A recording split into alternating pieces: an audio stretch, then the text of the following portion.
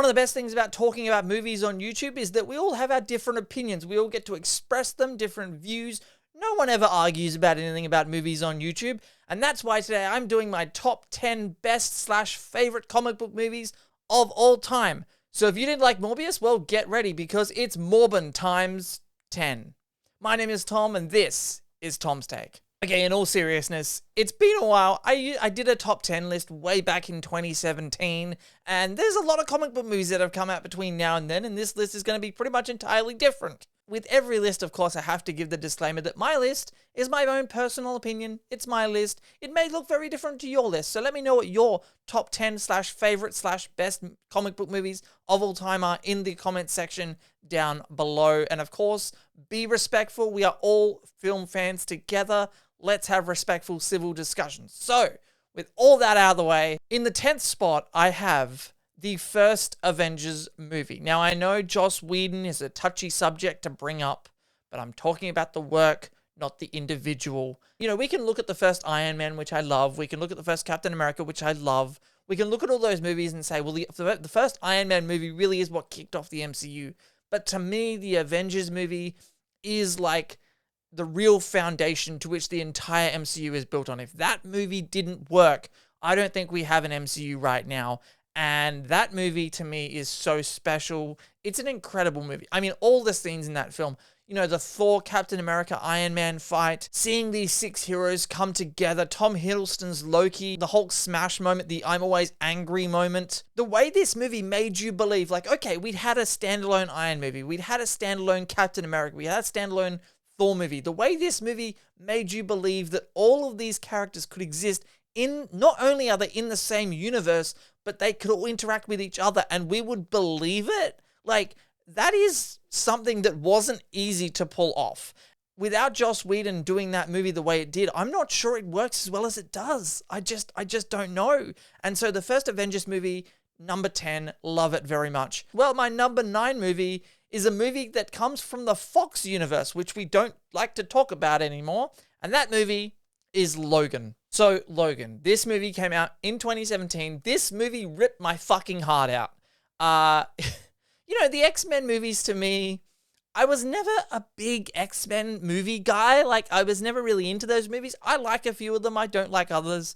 And so Logan, well, we all love Hugh Jackman as Wolverine. You know, doing it a smaller story, him and Daphne Keane in this movie is incredible. Patrick Stewart, obviously. I thought Patrick Stewart should have been nominated and should have won Best Supporting Actor at the Academy Awards that year. He was absolutely incredible in this film. Like, this to me is like one of the heights of what a comic book movie can be. It transcends it while also, you know, bringing that X-Men Wolverine, like visceral Wolverine we've always wanted. And you do have comic book elements, but it's also a very mature, adult, obviously it's very R-rated. It's just a beautiful, heartfelt, moving story with great characters, great story. James Mangold, one of my favorite directors working today. I love Logan so much. Such a great film. Okay, number 8. This is a very recent addition to this list because it is James Gunn's Suicide Squad.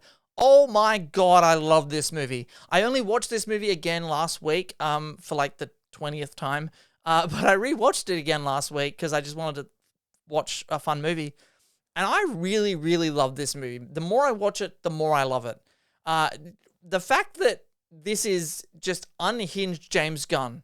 It's just James Gunn doing what he wanted. And I'm so upset that this movie didn't do well at the box office, but I kind of get it. You know, you have freaking Starro in this movie. Like, Starro. Who would have thought we'd ever see that on screen in a big budget tempo comic book movie? I don't know.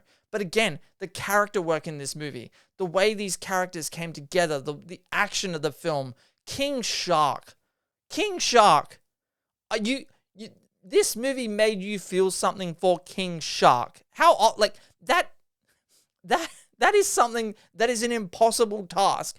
And yet James Gunn did it. King Shark, voiced by Sylvester Stallone, you know, and then you have David Dastmalchian as Polka Dot Man. Like, James Gunn managed to take some of the most ridiculous, some of the most, like, unknown niche characters in the DC universe and bring them to life in such a great way. Like, I would never have guessed in my wildest imaginations that I'd be sitting here talking about a movie that Polka Dot Man exists in. The character work in this movie, the action, the writing, the comedy, everything about this movie works. It's a wonderful time. I thoroughly enjoyed it. And then, of course, you know, it's responsible for giving us the great show that is Peacemaker. Okay, in the 7th spot, and this might be a controversial pick. I don't know, but this is my number 7. It is Avengers Endgame. Endgame was one of the best cinematic theatrical going experiences I've ever had in my life. I saw this movie like 6 times in theaters. There are things about the movie that don't quite work for me. Like, you know, I wasn't a big fan of what they did with Thor in this film in particular, and I wasn't really that keen on the Professor Hulk thing. I really don't like that they sort of nuded Hulk. I want real Hulk back. So a couple of things really didn't work for me in this film, but you know what? The rest of this movie, absolutely insane. From the epic end battle, the on your left moment, all that stuff, to, you know, the time travel sequences. At the beginning of the movie, with just like the character development and seeing where the Avengers are and how they've dealt with, you know, 5 years of half the universe being snapped out of existence. And, you know, that beautiful scene with Natasha and Steve just talking, you know? Just, hey, I think I saw whales in the Hudson. Like, it's all, like, the first half of this movie is just character development, and it's beautiful. And, you know, when you're coming off Infinity War and you think, surely the Russo brothers can't possibly do it again. They did it again with Endgame. They have made arguably 4 of the best comic book movies of all time, 3 of which, spoiler alert, are on this list. If you thought Endgame being in the 7th spot was controversial, wait until you hear my number 6. My number 6 is a movie that, for a long time, nobody thought we'd ever see. For a long time, people doubted that it was real. The Snyder Cut is number 6. I fucking love this movie so much. Oh my God. Every time I watch this movie, I love it even more. It's 4 hours. It's not perfect. There are things about it I don't like. There's a couple moments in this movie that I don't particularly like. The women singing for Aquaman, for example, that is a why is that there kind of moment. But this movie is 4 hours of DC glory. Like, I'm sorry, when you have that incredible sequence at the end, like, the Flash reversing time sequence might be a top 5 greatest comic book movie moment ever. Because that whole third act, insane. Absolutely insane. Steppenwolf, the character development with Cyborg that was completely cut out and disregarded from the 2017 version. You know, you've got the Wonder Woman saving the school kids in the museum at the start. Steppenwolf hitting Superman with the axe, and Superman just going, fuck you, bitch, I'm not impressed. Like, that was, and then Superman proceeding to just completely make Steppenwolf his little bitch. This movie is metal. It's fucking metal. I love this movie. I'm in love with it. Absolutely am. And I wish I'd seen this movie on the big screen. If I ever get the chance to rent a movie theater for 4 hours, I'm watching the Snyder Cut from start to finish. I love this movie so much. You might not. That's totally fine. Okay, we're down to the top 5. Now, number 5 is another Avengers movie. You've got the Justice League sandwiched between Endgame and Avengers Infinity War. The fact that this movie made you go, Thanos has got a point, and there are memes saying Thanos was right, you know, it's just a testament to what this movie did with that character. And that character is one of the greatest achievements in motion capture CG there's ever been. Like, not for 1 second did I doubt there was an 8-foot purple man standing there talking to real human characters. The way they interacted, the whole Thor in Wakanda scene, like everything in this movie, it is one of the most perfect comic book movies ever. You know, you're watching this, and like Endgame, like the Snyder Cut, I'm watching it going, I can't believe this movie's real. I just can't believe this movie exists. At number 4, we have another Russo brothers movie, Captain America: Civil War. So Civil War, again, one of my most treasured movie-going experiences. Civil War, when I saw this movie for the first time, I was sat with 2 friends. We were sitting there and we were watching it. This is a movie, I had a smile on my face the whole time. Not often do I go and watch a movie and I'm smiling from ear to ear for almost the entire duration of the film.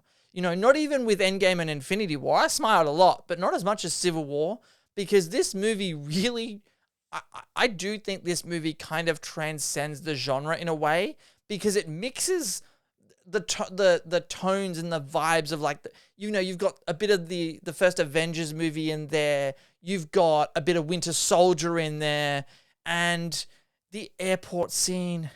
And then arguably, see, the airport scene is so good that everybody forgets about how incredible that third act fight is between the Winter Soldier, Tony Stark, and Captain America. That three-way fight is also one of the greatest fights ever seen in comic book movie history.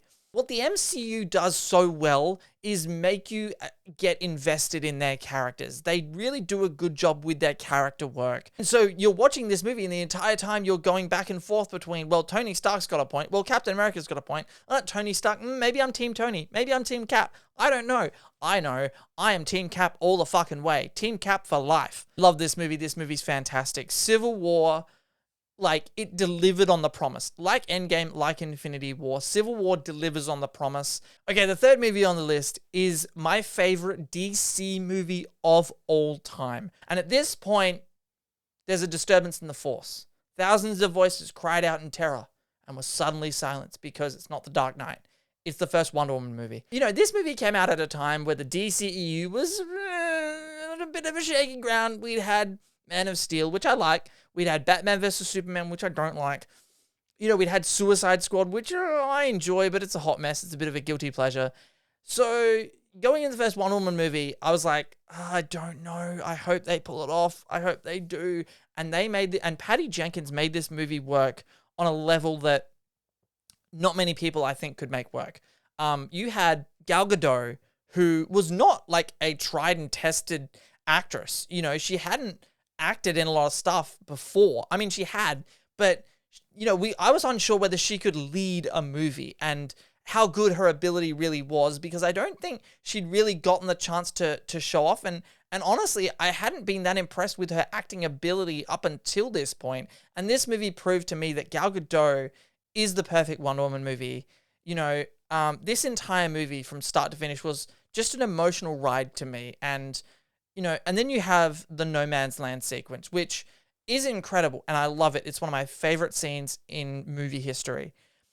The thing with the No Man's Land sequence is that I find so baffling to me, and just speaks to, I think, the state of what DC and Warner Brothers was at the time, was I remember Patty Jenkins doing an interview, and she said that the studio wanted her to cut that scene. For whatever reason, I don't know. But she said they wanted her to cut that scene, and she fought to keep that scene in the movie. And I'm like, why would you want to cut that scene? That scene is absolutely incredible. It's so good, and it adds so much to the film. And I love the first Wonder Woman movie. Does the third act get a little bit over the top and a little bit silly?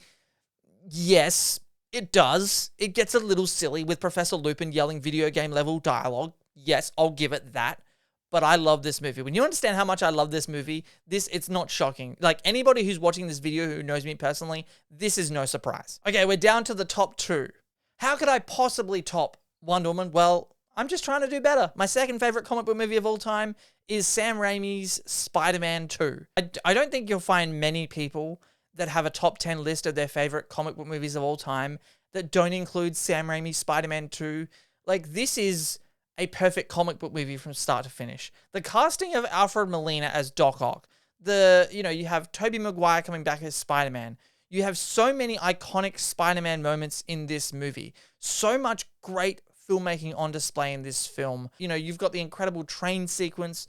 You've got, I love the moment in the third act at the end when, they're trying to stop Doc Ock's machine, and Spider-Man's holding up the beams to save MJ, and it's just that moment of, hi, this is really heavy. I love that scene. I don't know why, it makes me laugh. But it's also just a nostalgic movie for me because it's a movie from my childhood. My introduction to comic book movies really was Sam Raimi's Spider-Man trilogy, and the best one of them is clearly Spider-Man 2, even though I do like the other two.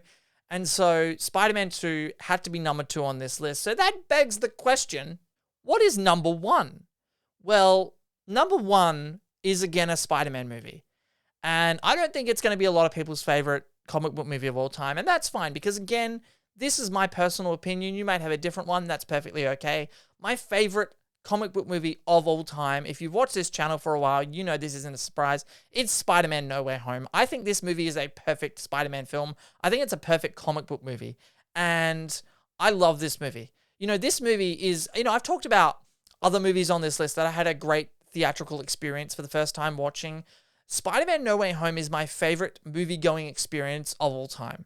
I've never had so much anticipation for a film. I've never been in a cinema, in a room with 200 other people that were so pumped up in cosplay, and you could just feel the buzz in the room, and you could feel it. Everybody was there together. You know, I walked into the movie, and I know I'm talking about the experience and not the movie itself, but go with me here. I walked into the cinema to see this movie with my two friends, and we were just talking to other fans there. Just before the movie even started, you know, the whole theater, we were all talking to each other, and it was great. And then the movie started, and then Tobey Maguire and Andrew Garfield turned up, and they told this heartwarming, you know, action-packed story about, you know, a Peter Parker in one universe trying to correct his mistakes, you know, needing the help from two other people who share the same experience he did from other universes.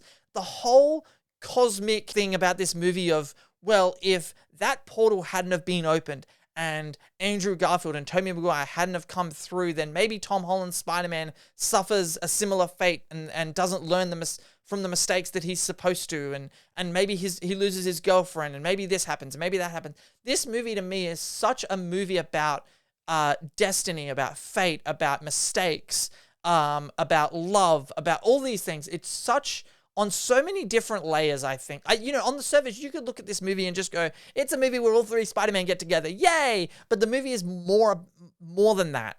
And I think that, you know, if you look past the excitement and the joy that we all have that Tobey and Andrew are in this film, which I still can't believe they did, the movie is, take those two out of it, the movie's still fantastic. It's still a good movie with or without Tobey and Andrew. It's just with Tobey and Andrew, you know, it gets a little better. So anyway, guys, that is my top 10 favorite / best comic book movies of all time. Doesn't matter how you slice it. Favorite, best, doesn't matter. I want to know in the comment section below. Let me know what you guys' favorite top 10 comic book movies of all time are.